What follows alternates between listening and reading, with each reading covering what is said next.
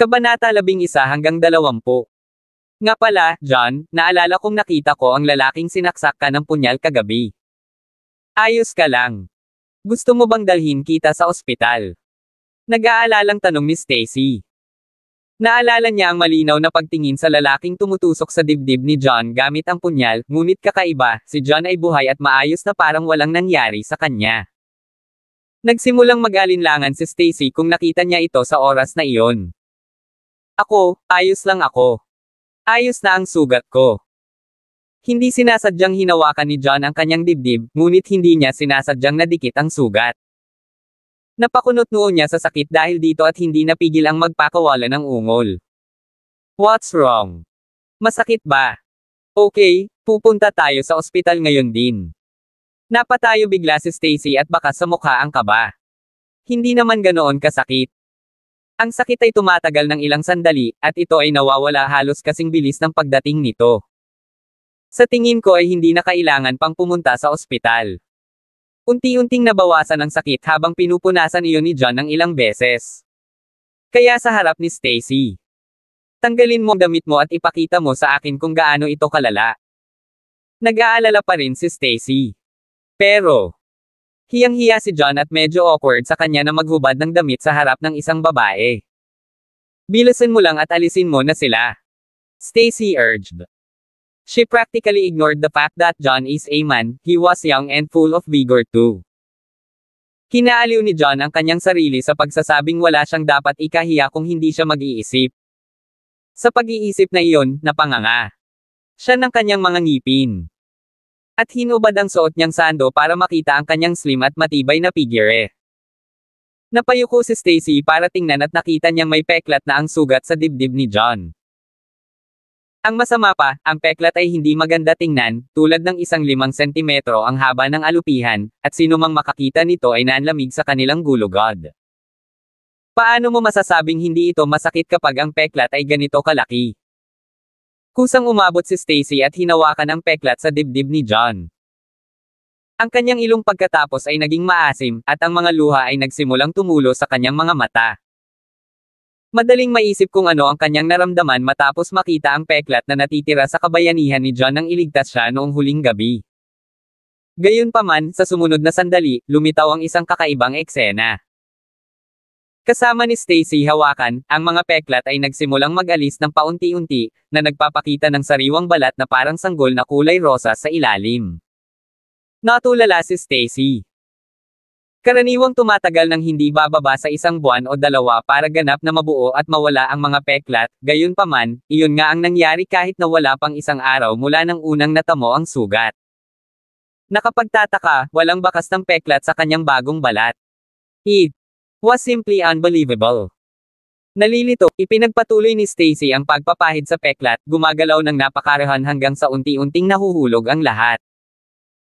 Ang anumang bakas ng peklat na dati ay wala na sa bagong balat sa ilalim, at halos hindi man lang nasugatan si John. Nablangko ang isip ni Stacy. Si John naman ay namula. Malambot ang makatarungang mga kamay ni Stacy at Maislan, at nagpabalik-balik ang mga ito sa kanyang dibdib na parang mga hampas ng isang magkasintahan. Hindi nakayanan ng isang binata, malusog na lalaki ang gayong mga haplos. Agad na nanlamig ang kanyang katawan at tumibok ng malakas ang kanyang puso. Kinabahan siya na halos nasa bingit na siya ng hininga. Anong ginagawa ninyong dalawa? Isang galit na boses ang sumigaw sa sandaling iyon. Isang parisukat na mukha, kahangahangang nasa edad 50 anyos ang pumasok sa silid. Isang napakarilag na 36 o 37 anyos na babae ang mahigpit na kumapit sa kanya. Siya ay tumingin medyo kaakit-akit kahit na may isang medyo mapagbigay na application ng makeup. Siya wore isang pulang masikip na damit na may isang pabulusok neckline. Ang kanyang figure ay katawa-tawa, at ginalaw niya ang kanyang mga balakang na may haplos ng pang-akit. Dad! Bakit ka nandito? Nagulat si Stacy, at sa kanya lang napagtanto ang isang kamay niya ay nasa hubad na dibdib ni John. Ito ay isang medyo bastos na tanawin. Ang maliliwanag na pisngi ni Stacy ay naging iskarlate sa isang iglap, at binawi niya ang kanyang kamay. Parang siya. Hinawakan ng isang live wire. Walang magaling si John at nagmamadaling nagsuot ng damit. Namula sina John at Stacy na parang nahuli sa flagrant delicto. Kabanata 12. Kung hindi ako pumunta dito, hindi ko matutuklasan na nagpapalaki ka ng isang hindi kulturang lalaki sa bahay. Malamig na saway ng medyo may edad na. Sinong tinatawag mong uncultured? Bakit kailangan mong sabihin ang isang bagay na napakasakit? Kaibigan ko si John. Nothing is going on between us. Stacy shows her displeasure.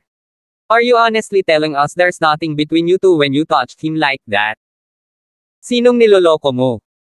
Hindi ba pwedeng magkaroon ka ng kaunting dignidad sa araw, Stacy? Maaari mo ring kunin ito sa bakuran. Sarkastikong ngumiti ang napakarilag na babae. It's none of your business. I can do whatever I want, and you have no right to order me around. Stacy glared at her, and the animosity between them already starting to intensive. Gilbert, look at her. She's being cheeky, and rude. Niyugyug ng napakarilag na babae ang braso ng nasa katanghaliang gulang na lalaki na may pretentiously pouty expression. What's gotten into you, Stacy? Gustuhin mo man o hindi, nanay mo pa rin si Daisy. Paano mo siya kakausapin ng ganyang ugali? Saway ni Gilbert. Hindi ko siya nanay. Namatay ang nanay ko 20 taon na ang nakakaraan. She's just a little wench who slept her way to be your wife. Ano ang nagbibigay sa kanya ng karapatang maging ina? Stacy sneered. Narinig mo ba yon, Gilbert? Tinawag niya akong babae. Humihikbi na sabi ng maselang Daisy. You're being disrespectful. At suwail. Galit na galit si Gilbert at itinaas niya ang palad niya na balak sampilan si Stacy. Go ahead. Walang nagmamalasakit sa akin sa pamilya simula nang matay si nanay. Si Lolo lang ang nagbibigay ng masama. Bakit hindi mo na lang ako patayin at tapusin mo na? Matigas ang ulo ni Stacy at ayaw sumuko. How dare you? Nanginginig sa galit si Gilbert. Itinuon niya ang lahat ng kanyang atensyon kay Daisy at sa kanyang anak sa paglipas ng mga taon, at binawi niya ang kanyang kamay nang maisip niya kung paanong hindi sapat ang ginawa niya para sa kanyang anak. It's about time that you consider marriage, Stacy, and I have no objections kung may boyfriend ka. Gayunpaman, dahil sa background ng aming pamilya, dapat kang makakuha ng isang kasintahan na karapat-dapat sa iyong katayuan. Pinigil ni Gilbert ang kanyang galit, itinuro si John, at sinabing mapanlate, tingnan mong mabuti ang lalaking ito. Ang kanyang damit ay halos kasing punit ng isang pulubi. Siya ba ang klase ng lalaki na bagay na maging boyfriend mo? Nasabi ko na sa iyo na kaibigan ko si John, hindi ko boyfriend. At hindi rin siya pulubi. Si Stacy ay hindi kapani-pani, walang hindi nasisiyahan. Pareho kayong magkasama. Ano pa kaya siya kung hindi mo siya boyfriend? Itinuring mo ba kaming tanga ng tatay mo? Pangiinis ni Daisy sabay A. Mapanlate na ekspresyon. Napanatili mo ang mukha ng kadalisayan sa lahat ng mga taon na ito. May mga chismis na virgin ka pa kaya maintindihan mo kung gaano ako nagulat na ang pribadong buhay mo ay napakagulo. Gaano kababa ang pagkahulog mo sa isang relasyon sa isang taong kaawa-awa ang hitsura niya. Nagalit si Stacy sa sinabing iyon at nagsimula siyang maglabas ng lahat ng uri ng kalokohan. Ikaw. Sige, inaamin ko. Boyfriend ko si John, at in love ako sa kanya. Ayan. Masaya na ngayon. Naiinis si Stacy matapos siyang pagtawanan ni Daisy, kaya napagpasyahan niyang hawakan ang braso ni John at kumilos ng todo lovey-dovey sa kanya. Napatulala si John. Nanlalaki ang mata niyang tinitigan si Stacy at nabigla siya sa nangyari. Oh, aamin ka na. Ba ngayon? Daisy sneered. Namula ang mukha ni Gilbert bago namula sa galit. Inilabas niya ang tseke, isinulat ang isang random na numero, at ipinadala sa mukha ni John. Wala akong pakialam kung sino ka o saan ka nanggaling, kid, pero hindi ko hahayaang ma-associate ka ni Stacy. Narito ang 700,000. Kunin ang pera at iwanan kaagad ang aking anak na babae. At kung maglakas loob kang guluhin muli siya sa hinaharap, masisiguro kung mamamatay ka nang walang nakakaalam. Lumunok si John at buong pananabik na pinanood ang pagbagsak ng tseke sa lupa. Ang 700,000 ay isang astronomical na halaga para sa isang tao na walang pera. Kabanata 13. Gayunpaman, alam ni John na hindi niya maaaring kunin ang pera dahil hindi ito sa kanya. Lagi kang pera. Sa palagay mo ba ang pagkakaroon ng pera ay napakahusay mo? Nasabi ko na sayo na gusto ko si John. Hindi ako magpapakasal sa iba maliban sa kanya. Hinding-hindi ko hahayaan na paghiwalayin mo kami kahit sa patay kong katawan. Stacy retorted. Growing up, she never received any fatherly love ever since her mother passed away. Sa tuwing kailangan niya ito, pinapakalma lang siya ng kanyang ama sa pamamagitan ng pagbibigay sa kanya ng pera. Matagal na itong umabot sa puntong nagsawa na siya sa kanya. Sige, suit yourself. Hahanapin ko na ang lolo mo. Namumula sa galit ang mukha ni Gilbert at tumalikod na siya para umalis. Sa paglipas ng mga taon, lumala ang hiwalayan ng mag-ama, at ang kanilang relasyon ay lumala habang lumilipas ang mga taon. Kasama ang kanyang anak na babae all grown up and having both her own company and career, hindi siya nito makontrol kahit na gusto niya. Iniwan niya ang kanyang paningin bago umupo muli sa sofa na may maasim na ekspresyon. Ibinuko ni John ang kanyang bibig para aliwin si Stacy, ngunit hindi siya marunong magsalita kaya hindi niya alam kung ano ang sasabihin. Maya-maya pa, unti-unting kumalma ang kalooban ni Stacy. Sorry, John. Sinabi ko lahat yun para lang asar sa tatay ko at kay Daisy. Hindi ko sinasadyang gamitin ka bilang panangga. I hope you don't mind, paumanhin na sabi ni Stacy. I know. And I don't mind. Mariing sabi ni John. Si Stacy ang panganay na binibini ng mga kabataan, hindi tulad ng isang divorcee na katulad niya. Kilala rin siya bilang isang walang kwenta na walang mga magulang at walang anumang pag-asa sa buhay. Ang agwat sa pagitan nilang dalawa ay parang pinagkaiba ng lupa at langit.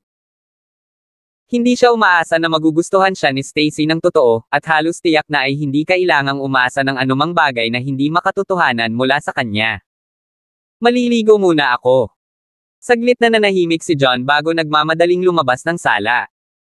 Pagkatapos niyang maligo, nagpalit si John ng mga high-end damit na binili ni Stacy para sa kanya, at ang buong pagkatao niya. Agad na naging masariwa kaysa dati. Nagkaroon din ng napakalaking pag-unlad sa kanyang pananaw, halos ilang beses na kaysa noon. Likas na lumiwanag ang mga mata ni Stacy nang muling tumingin kay John. Gaya nga ng kasabihan, damit ang nagpapaganda sa lalaki.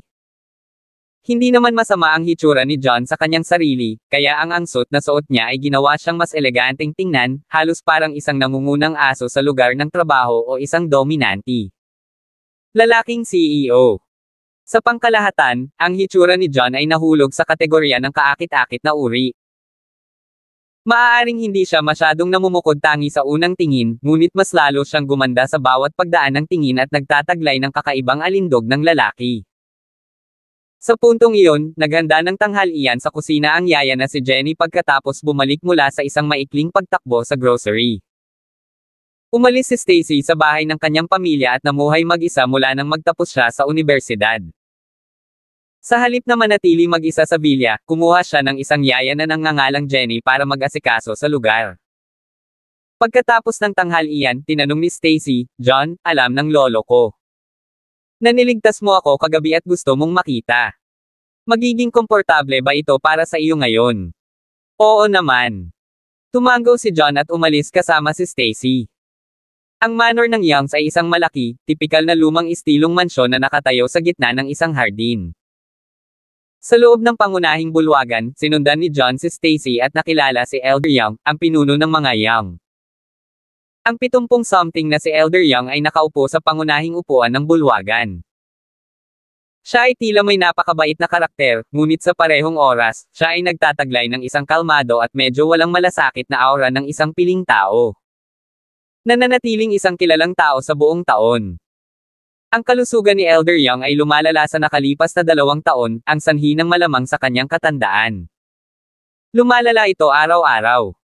Kaya't nagpasya siyang umupo sa likuran at ibigay ang pamamahala sa mga gawain ng kumpanya sa kanyang anak na si Gilbert. Kahit na gayon, nanatili siyang patriarka at pagtatayo ng haligi ng mga Young. Habang siya ay nabubuhay, ang pundasyon ng Youngs ay patuloy na mananatiling matatag, hindi natitinag, at rock solid. Dragonski Kabanata 14. Bukod kay Elder Young, umupo rin sa tabi niya sina Gilbert at Daisy sa bulwagan. Si Gilbert ay patuloy na malamig na tumitig kay John, dahil ang pangyayari sa villa ay nagbigay na sa kanya ng napakasamang unang impresyon. Sa kabilang banda, si Elder Young ay may palakaibigang saloobin. Inutusan pa niya ang kanyang mga katulong na magbuhos ng tsaa at tubig para kay John nang hindi nagpapakita ng anumang pahiwatig ng paghamak o paghamak. Hayaan mong ipakilala kita kay John, Lolo. Siya ang nagligtas sa akin kagabi. Isinalaysay ni Stacy ang buong kwento. Maraming salamat sa pagligtas mo sa buhay ng apo ko, John. Lagi naming tatandaan ang iyong kabaitan. Ang biyaya ng isang tao, gaano man kaliit, ay palaging ibabalik sa uri. Sabihin mo sa akin, may gusto ka ba? Gagawin ng aming pamilya ang aming makakaya upang matupad ang iyong mga kahilingan. Magiliw na ngumiti si Elder Young. Salamat, pero wala akong gusto. Umiling si John. Iniligtas niya si Stacy noong nakaraang gabi dahil sa tunay na hustisya. Hindi niya naisip na makakuha ng kapalit, at bukod pa, ayon sa teorya ay ginantimpalaan niya ang sarili sa sandaling na iligtas niya ito. Bukod dito, nakatulong na si Stacy na maibalik ang ilan sa kanyang dignidad sa pamamagitan ng pagtuturo kay Brody ng leksyon sa ngalan niya sa Civil Records Office. Naging pantay na sila. Sigurado ka ba? Mag-isip ng mabuti. Kapag nalampasan mo na ang tren na ito, hindi ka na makakasakay dito. Ibinaba ni Elder Young ang tasa ng tsaa sa kanyang kamay at isang mahigpit na kislap ang walang kamalay-malay na sumilay sa kanyang mga mata. Hindi niya alam kung talagang walang hinihintay na kapalit si John, o kung sinubukan niyang gawing kalamangan ang sitwasyon, halimbawa, sa pamamagitan ng pagkuha ng pagkakataon na iugnay ang kanyang sarili sa kanilang pamilya. Sigurado ako. Wala akong gusto. Umiling pa rin si John. Magsasalita pa sana siya nang pagmasdan niya ang mukha ni Elder Young. Hindi siya sigurado kung ito ay isang uri ng ilusyon, ngunit malabo niyang nakikita ang ilang mga tipak ng kulay abo puting aura at may bird lilang kulay sa mga sulok ng noo at labi ni Elder Young, ayon sa pagkakasunod-sunod. Makalipas ang ilang segundo, isang hindi pamilyar na alaala ang bumaha sa kanyang isipan, isang kulay abo na aura sa noo ang tanda ng buhay na nanganganib sa kamatayan, habang ang may bird lilang kulay sa sulok ng labi ng isa ay nagpapahiwatig ng isang malubhang karamdaman. Natigilan si John sa naalala at nagising kaagad. Tila ito ay isang uri ng mga minanang alaala na iniwan ng kanyang ninuno noong nakaraang gabi. Muntik na niyang makalimutan ang mga ito dahil wala na siyang panahon para mas malalim pa ang mga alaalang iyon simula noong nangyari noong nakaraang gabi. Gayunpaman, ang mga alaalang iyon ay malalim na nakaukit sa kanyang isipan, at ito ay dumating sa unahan tulad ng isang babala na automatikong inilabas kapag ang oras ay tama. Bakit parang spaced out ka, John?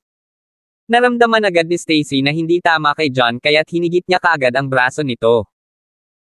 Elder Young, ang puwang sa pagitan ng iyong mga kilay ay kumikinang na kulay abo at ang mga sulok ng iyong mga labi ay may bahid ng lila. Malapit ka na ring pumasa, palusot ni John. Ano? Ang mga salita ni John ay parang isang bombang nuclear na nagpasindak kay Stacy at sa iba pa. Nabulunan pa ni Elder Young ang tsaa na hinigop niya at ibinuga lahat iyon. Subukan mo man lang magpakita ng sinseridad, kid. Naging mabait ang aking ama na anyayahan ka rito, ngunit ang una mong gagawin ay isumpa siya hanggang sa kanyang kamatayan. Sinusubukan mo bang asarin kami? Napaungol si Gilbert at pinatong ang mga kamao sa mesa bago tumayo. Lumubog din ang mukha ni Elder Young. Nauna niyang hinala si John na tinanggihan ang alok na makakuha ng higit pa, at tila napatunayang tama ang kanyang hinala. Lumilitaw na naglalaro si John ng kanilang mga trick, kahit na hindi pa alam kung anong uri ng trick ang kanilang nilalaro. Sa sandaling iyon, nawala kaagad ang pagmamahal niya kay John. Ano bang nangyari sa iyo, John? Ang aking lolo ay ganap na malusog. Anong kalokohan ang sinasabi mo? Malungkot ding tumingin si Stacy kay John. Ako, baka magkamali ako. Sorry, hindi ko sinasadya. Namula ang mukha ni John at agad siyang humingi ng tawad. Sa kaibuturan niya, sinitin niya ang sarili dahil sa pagiging daldal niya. Ayos lang. Baka isa lang itong hindi pagkakaunawaan. Medyo lamambot ang ekspresyon ni Elder Young, ngunit ang kanyang impresyon kay John ay naging lubhang masama. Kung hindi na iligtas ni John ang buhay ni Stacy, nakuha na sana ng matanda ang taong magpapalaya kay John. Tanghali ay umalangaw-ngaw sa bulwagan ang ingay ng nagmamadaling pagtakbo. Agad na pumasok ang isang kasambahay. Ang dakilang banal na doktor, si Graham Elliot, ay narito. Papasukin mo siya, mabilis na sabi ni Elder Young. Wala pang isang minuto, pumasok ang isang may kasama, 60 o 70 anyos na lalaki kasama ang kanyang katulong. Graham, mangyaring umupo sa iyong upuan. Sinalubong si Elder Young ng maraming tao, na lahat sila ay bumati sa kanya ng may paggalang at magalang. Ang lalaki, si Graham Elliot, ay isang kilalang awtoridad sa medisina sa Palanan City. Siya ay isang master ng gamot at pressure point treatment, na umaabot sa taas ng pagiging perpekto sa kanyang mga nagawa. Ang kanyang antas ng kaparehong konbensyonal at pagkakaiba ng medisina ay hindi pangkaraniwang mataas, na nakakuha sa kanya ng titulong banal na doktor at ang moniker, Pressure King. Kabanata 15. Sa mga tuntunin ng pagkakakilanlan, background, o negosyo ng pamilya, si Graham ay mas mababa sa isang kilalang pamilya gaya ng mga Young. Pagdating sa reputasyon at katayuan, gayunpaman, siya ay kapantay man lang ni Elder Young. Kung tutuusin, kikilalanin siya ng sinumang magkasakit bilang pangunahing doktor sa Palanan City. Maraming mayayaman at makapangyarihang mga tao ang naghanap sa kanya para tretuhin sila. Sana mapatawad mo ako sa biglaang pag-abala sa iyo, Elder Young. Nais kong suriin muli ang iyong kalagayan, kinawakan ni Graham ang kanyang mga kamay at ngumiti. Si Elder Young ay dumanas ng biglaang karamdaman kalahating buwan na ang nakalipas, kung saan naninikip ang kanyang dibdib at nahihirapan siyang huminga. Si Graham ang nagpagaling sa sakit ni Elder Young noon. Sa pagkakataong iyon, nagkasundo silang dalawa na isa pang pagsusuri ang gaganapin sa loob ng kalahating buwan, at kung walang lumabas na isyu sa pagsusuring iyon sa ibang pagkakataon, maaaring ituring na ganap na gumaling ang kondisyon. Salamat sa pagkuha ng problema, Graham. Mas welcome ka, Elder Young. Ito ay kinakailangan. Pagkatapos ng ilang simpleng paggalang, sinenyasan ni Graham si Elder Young na maupo. Pagkatapos ay nagsimula siyang kunin ang pulso ni Elder Young habang tinitingnan ang kutis ng huli paminsan-minsan. Unti-unting naging matigas ang mukha ni Graham. Bumilis ang tibok ng puso ni Gilbert, at hindi niya maiwasang magtanong, kumusta ang kutis ng aking ama, Graham? Elder, hindi masyadong maganda ang kutis ni Young. Ang kanyang noo ay may kulay abo na aura, at ang kanyang mga sulok ng labi ay may birdly lang. Mukhang nagbabala ito. Kumunat ang noo ni Graham. Grayish na aura sa kanyang noo. Greenish purple lip corners. Nagulat ang lahat, pati si Gilbert, nang marinig ang mga sinabing iyon. Agad silang napalingon sa direksyon ni John. Naalala nila na ganoon din ang sinabi ni John kanina. There's nothing to worry about though. Normal ang pulso ni Elder Young, kaya dapat maayos ang lahat, pag-aaliw ni Graham. Mabuti naman. Nakahinga ng maluwag si Gilbert kasama ang lahat. Mas lumapit kay Graham dahil ang huli ay isang dalubhasa sa medisina. Paano kung gumamit ako ng ilang kagamitan upang maingat na suriin muli si Elder Young para matiyak na ayos ang lahat? Nag-isip si Graham saglit. Tumango si Gilbert. Oo naman. Mayroon kaming ilan sa itaas. Karamihan sa kanila ay ang pinakabagong mga pagsulong sa teknolohiya.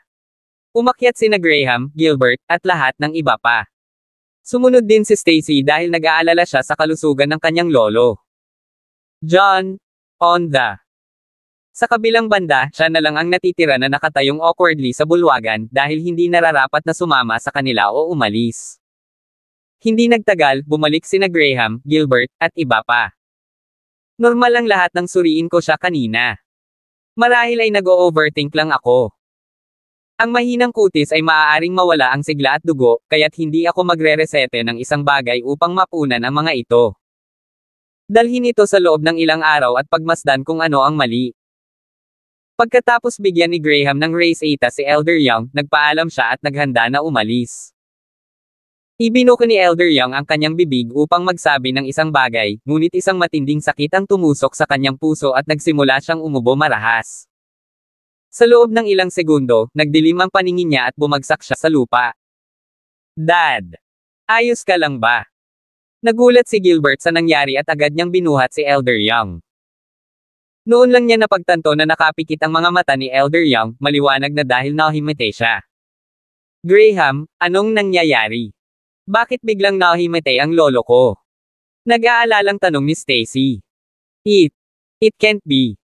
Huwag kang mag-alala, kukunin ko ang pulso niya. Nagulat din si Graham, at agad siyang yumuko para tingnan ang pulso ni Elder Young. Si Elder Young ay nagkaroon ng malakas at normal na pulso kanina ngunit iyon ay naging mahina at arrhythmic. Maging ang kanyang tibok ng puso ay humina ng husto, at ang kanyang buhay ay nasa panganib. Napakasama ng kanyang sitwasyon. Kakailanganin ko siyang bigyan ng pressure point treatment. Talagang tinupad ni Graham ang kanyang pangalan bilang master ng husay ng medisina at nanatiling kabaturan sa harap ng isang krisis. Pinagsalikop niya ang kanyang mga kamay at nagpatuloy sa paggagamot ng pressure point sa matanda. Ang kanyang dexterity ay walang kapantay, at inilapat muna niya ang pressure sa inner channel point bago tumuloy sa divine entrance point. Sandali. Hindi mo kaya yan. Papatayin mo lang ang matanda.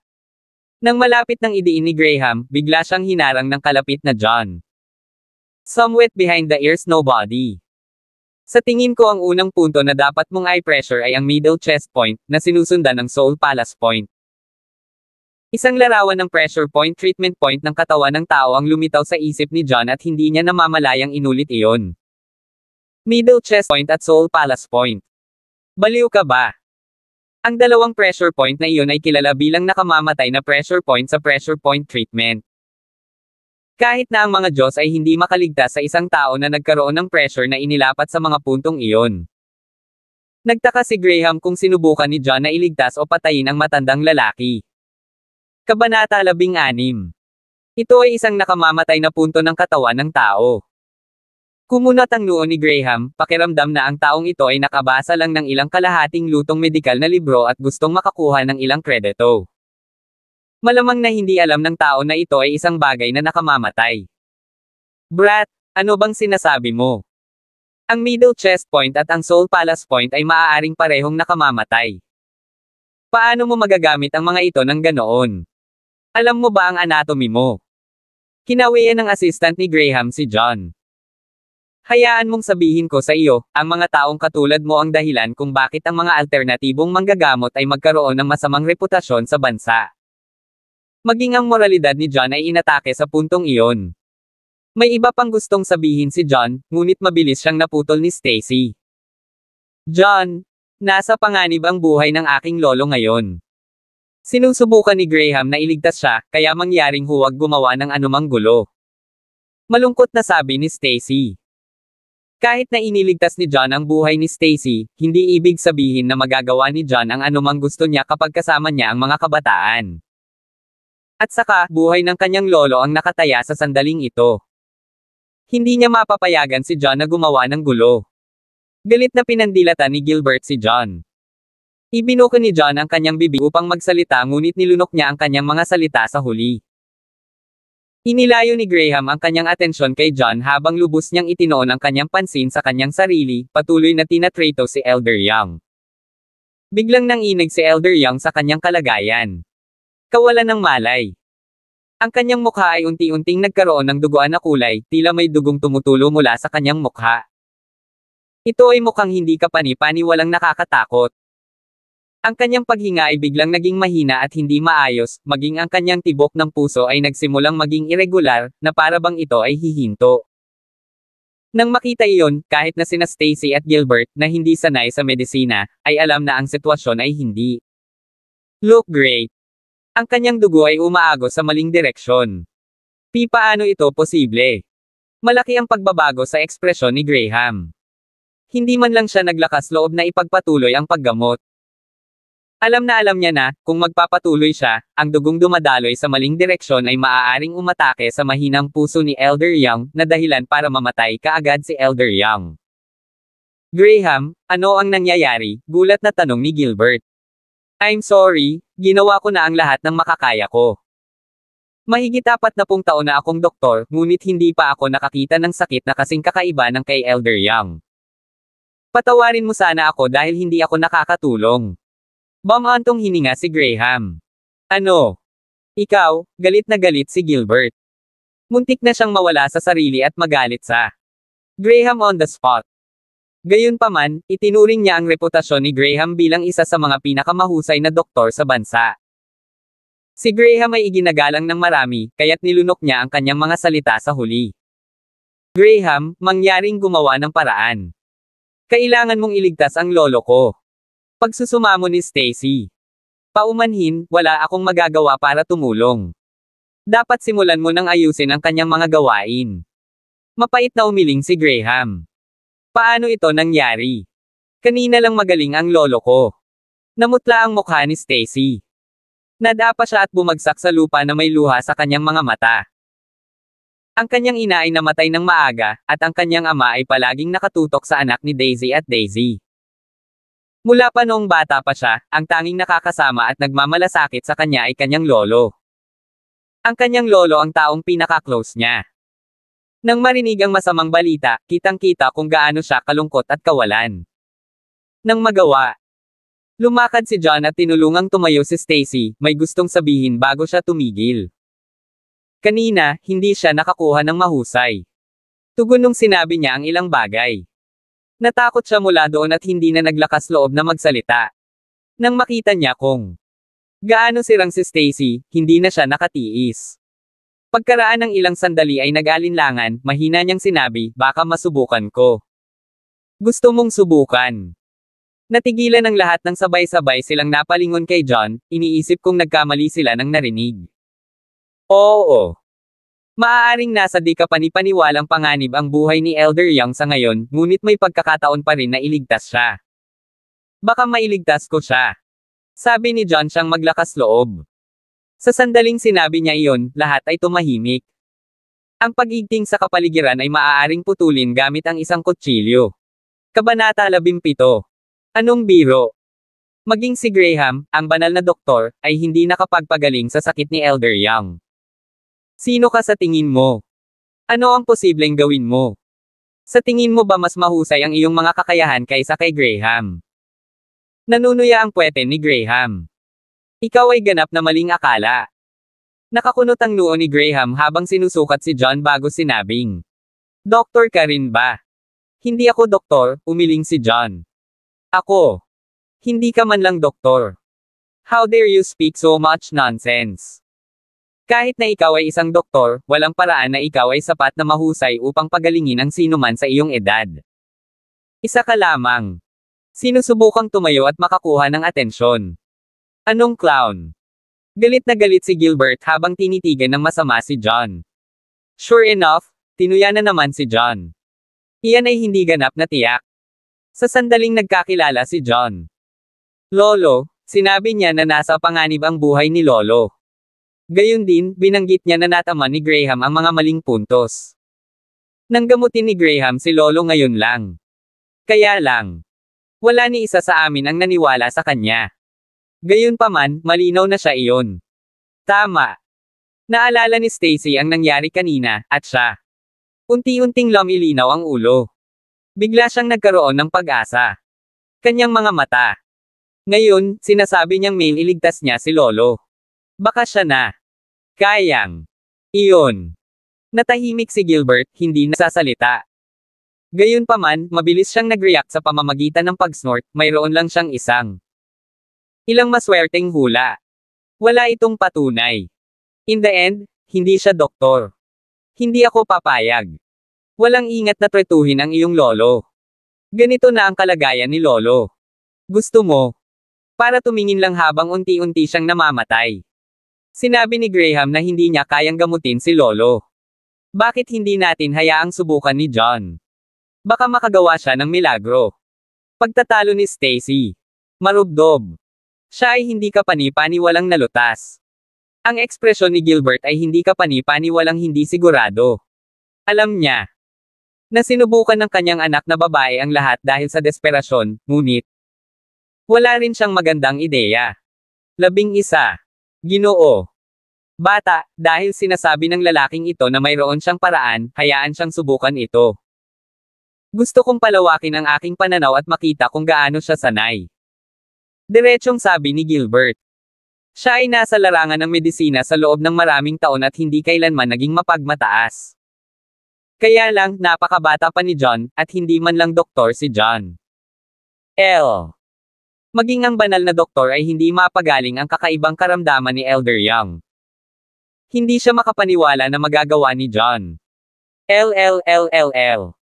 Brat, minsan lang ako magtitiwala sa'yo. Kung hindi mo siya mapagaling o kung sumubok ka ng anumang mga trick, huwag mo akong sisihin sa pagiging hindi magalang. Malamig na ngumuso si Gilbert, hindi na napigilan si John. Wah! John, tulungan mo ang aking lolo. Please make sure you cure him, pakiusap ni Stacy na malungkot ang mukha niya. Si John na lang ang natitira niyang pag-asa. Ako. Gagawin ko ang aking makakaya, tila nakita ni John ang sabihin niya. Iyon, ngunit hindi siya kumpiyansa. Pagkatapos noon, naglakad siya sa harap ni Graham. Graham, pwede bang humiram ng guwantes? Tumango si Graham. Sa ilalim ng kanyang pagtuturo, ang katulong ay nag-aatubili na iniabot.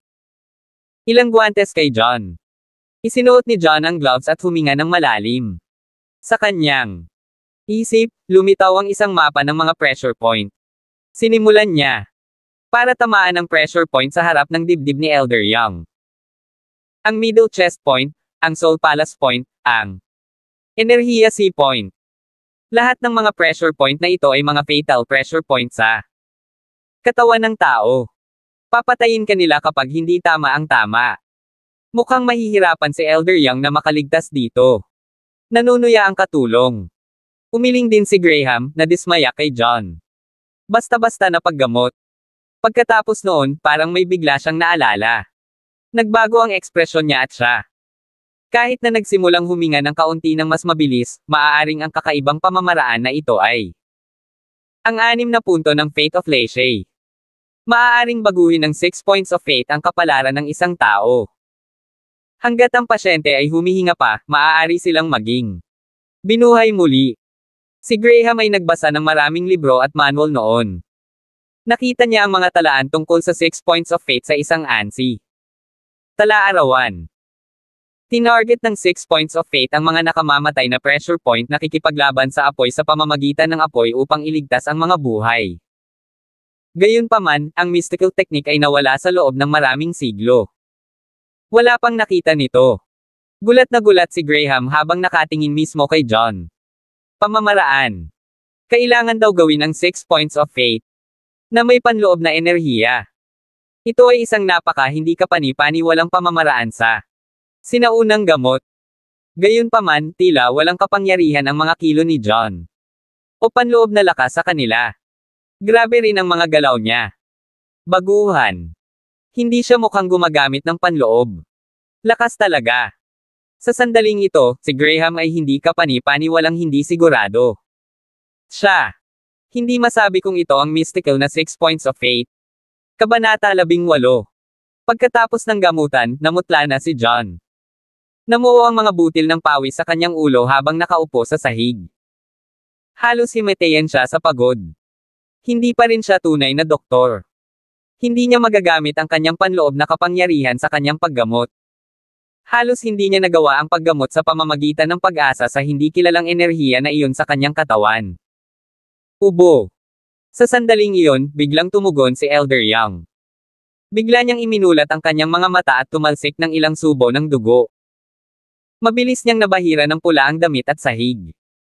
Pagkatapos noon, ipinikit ni Elder Young ang kanyang mga mata, hindi gumagalaw. Maging ang kanyang paghinga ay huminto. Para siyang namatay. Lolo. Tatay. Sabay na bulalas ni Stacy at Gilbert. Napasigaw sila sa paghihirap habang tumatakbo sila kay Elder Young. Alam ko na ang taong ito ay sinusubukan lamang na tumayo at magpakitang gilas. Hindi ko alam na siya pala ang magiging dahilan ng lahat ng ito. Gulo. Sa wakas ay ibinuwis niya kay Elder Young ang kanyang buhay. Lumalala ang mundo dahil sa mga taong katulad mo. Umiling ang katulong. Alam niya na ito ang magiging bunga ng kawalang ingat ni John, kaya hindi na siya nagulat. Napailing din si Graham sa panghihinayang. Naisip niya iyon. Ginagamit ni John ang 6 points of fate, pero parang nag-overthink lang siya. John, Kasalanan mo ang lahat. Pinatay mo ang tatay ko. Gilbert. Galit na humawak sa kwelyo ni John. Hinailan niya ang payat si John mula sa sahig. Namumula ang mga mata niya sa galit. Gusto niyang patayin si John sa mismong lugar. Kahit na nasa bingit ng kamatayan si Elder Young, humihinga pa rin siya. Hanggat hindi siya namatay, sila nagkaroon pa rin ng kaunting pag-asa. Gayunpaman, salamat sa walang ingat na pagtrato ni John, kahit na natanggal ang pag-asa. Maiintindihan ang galit sa puso ni Gilbert. Mga lalaki. Alisin mo ang lalaking ito. Pinatay niya si Elder Young. Dalhin siya agad sa pulis. Galit na sigaw ni Gilbert, at tumakbo ang ilang security guard mula sa labas. Pagkatapos noon, hinuli niya si John na parang isang kriminal. Ay, namutla ang mukha ni John, hindi alam ang gagawin. Lolo. Nagsimulang umiyak si Stacy. Napuno siya ng panghihinayang at pagkabigo. Inimbestigahan na niya si John bago ito. Si John ay bahagi ng Manson sa loob ng 3 taon at iginalang bilang walang silbi sa buong panahon.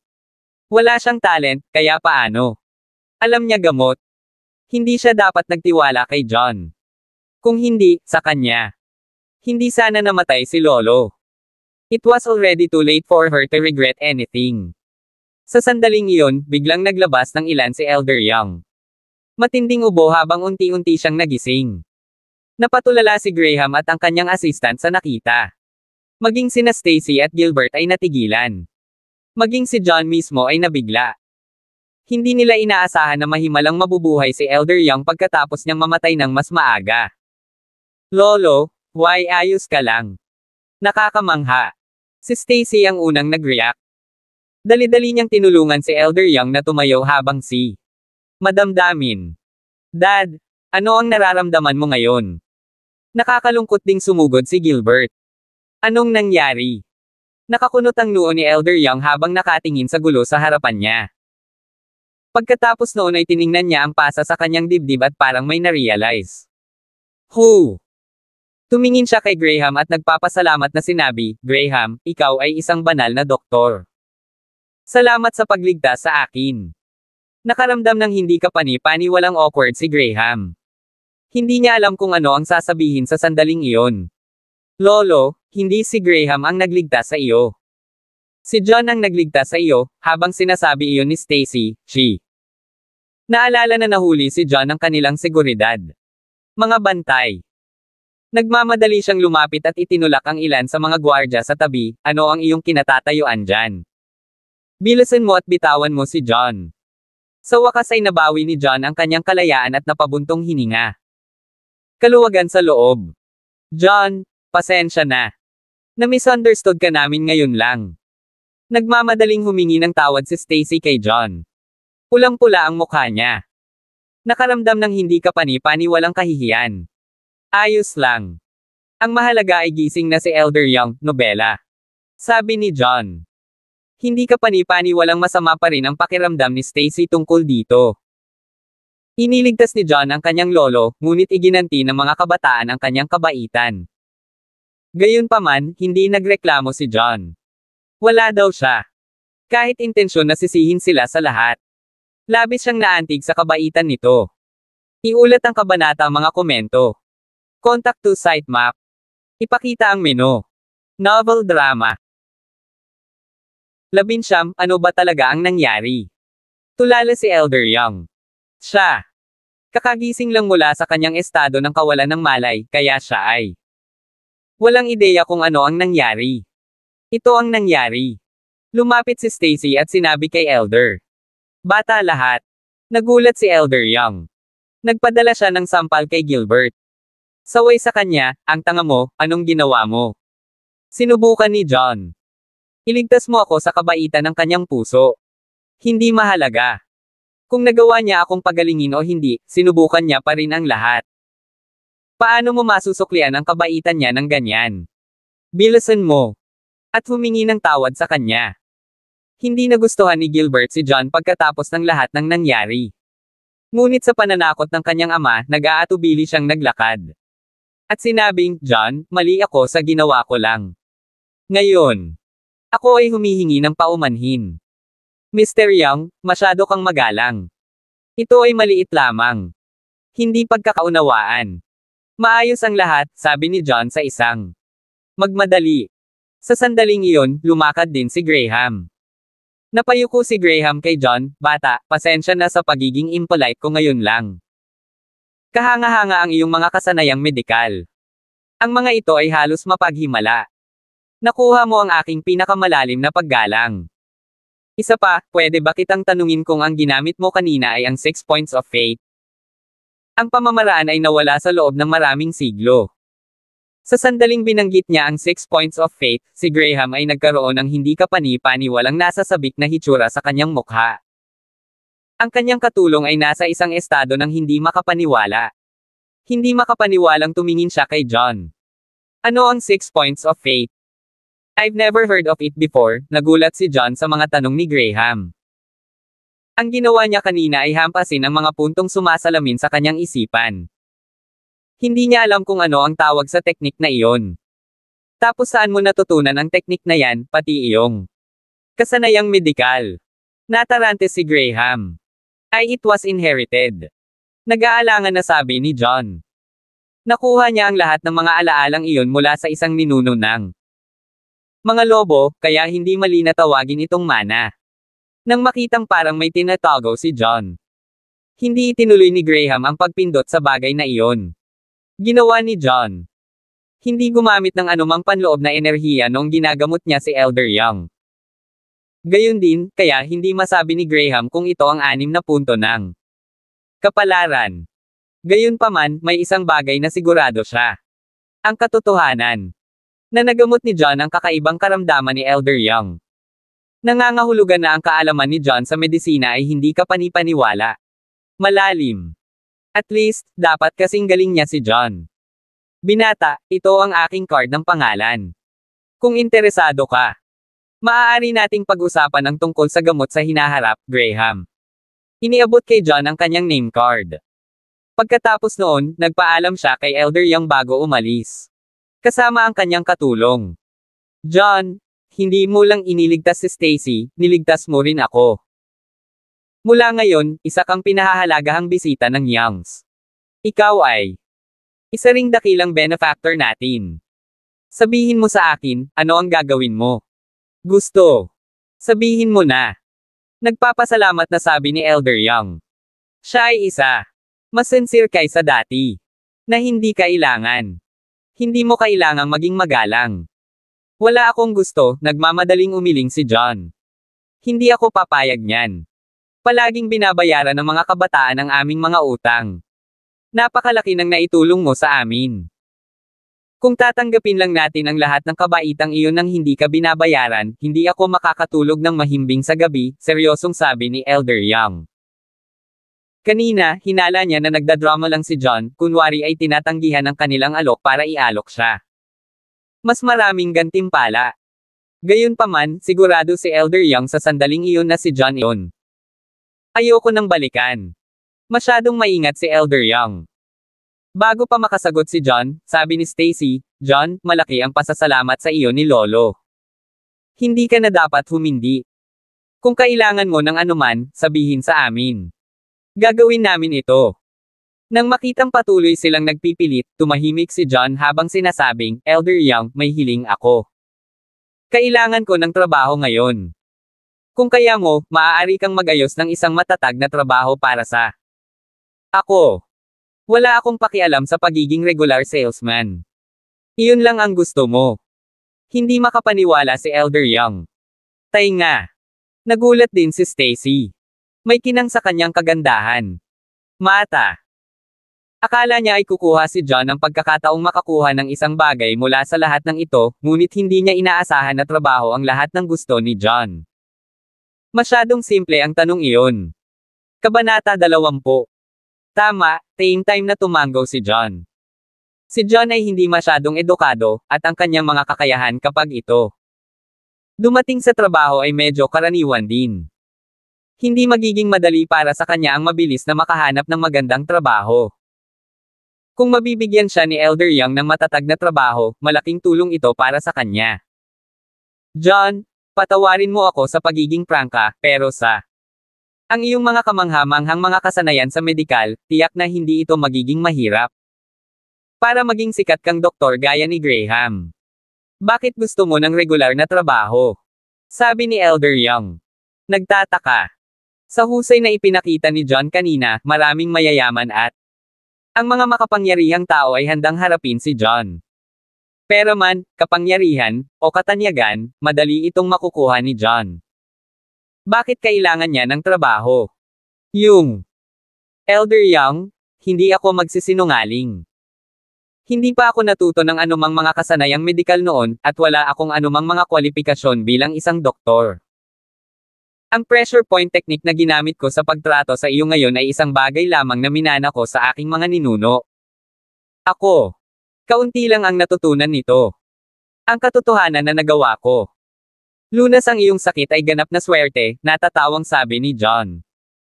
Awkwardly. Totoong ignorante siya pagdating sa medical.